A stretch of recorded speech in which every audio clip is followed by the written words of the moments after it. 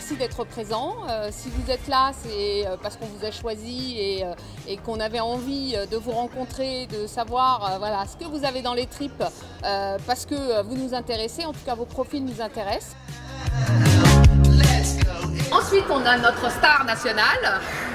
Vous avez intérêt à tous passer dans son atelier, sinon vous ne saurez pas comment vous habiller. Donc lui, il va vous expliquer comment vous habiller. C'est pas que vous êtes moche, hein. C'est pas ça.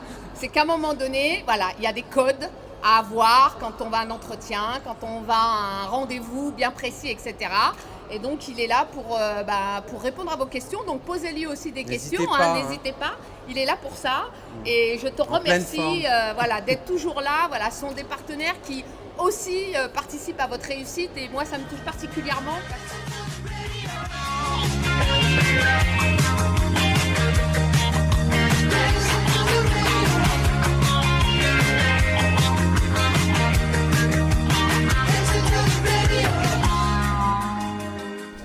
Je suis Sylvain Ruffier, donc je suis conseiller en images.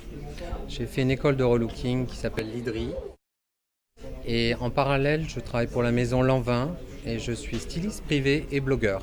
C'est la 3e année que je participe à cette action menée par la Fondation TF1 qui, en fin de compte, permet aux jeunes, avec mon regard, d'apprendre les codes vestimentaires pour passer un entretien d'embauche. Ce qui est très important parce que l'image appartient vraiment à ce qui est fondamental dans la société dans laquelle nous vivons. Le visuel est l'une des premières choses que l'on remarque quand on croise quelqu'un dans la rue ou voilà, pour un entretien. Alors Inès, on se retrouve. En fin de compte, là, par rapport à ton entretien, j'ai préparé des tenues types pour un entretien classique. On va aller sur la robe noire, qui est, on dit, la fameuse petite robe noire, qui, elle, avec la manche courte, va permettre de cacher cette partie qui peut des fois être un peu osée.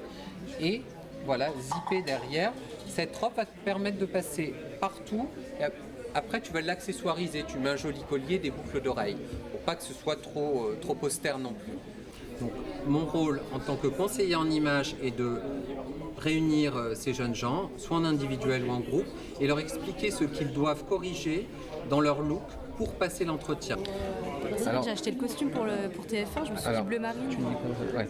Alors, ce qui peut être joli, tu vois, par exemple, là, tu viens d'acheter ton tailleur, la manche est un peu longue, alors tu peux faire un léger détail comme ça de manche, ce qui fait le rappel avec le blanc, ce qui est extrêmement, tu vois, moderne et qui casse la rigueur du tailleur pantalon, tu vois, qui est des fois un peu sévère. On ne sait pas vraiment comment se présentent les gens qui travaillent à l'intérieur, s'ils ont un code vestimentaire à respecter.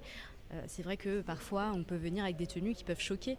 Donc oui, bien sûr, j'avais des doutes. Une réelle préparation concrète, que ce soit au niveau de l'allure vestimentaire, du maquillage, du soin qu'ils ont voilà, dans l'esthétique.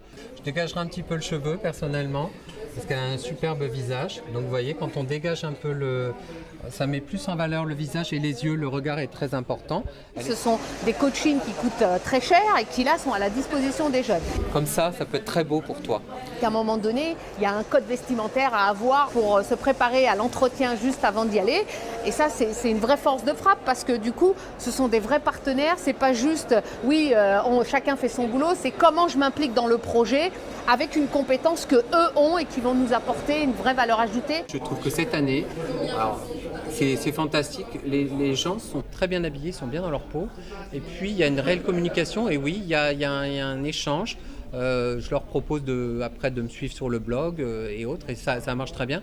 Et c'est surtout une rencontre de cœur aussi, où on est libre. Il n'y a pas de tabou, quoi. On avance dans les questions. Et il faut que les gens se sentent à l'aise. C'est ça qui est important pour moi.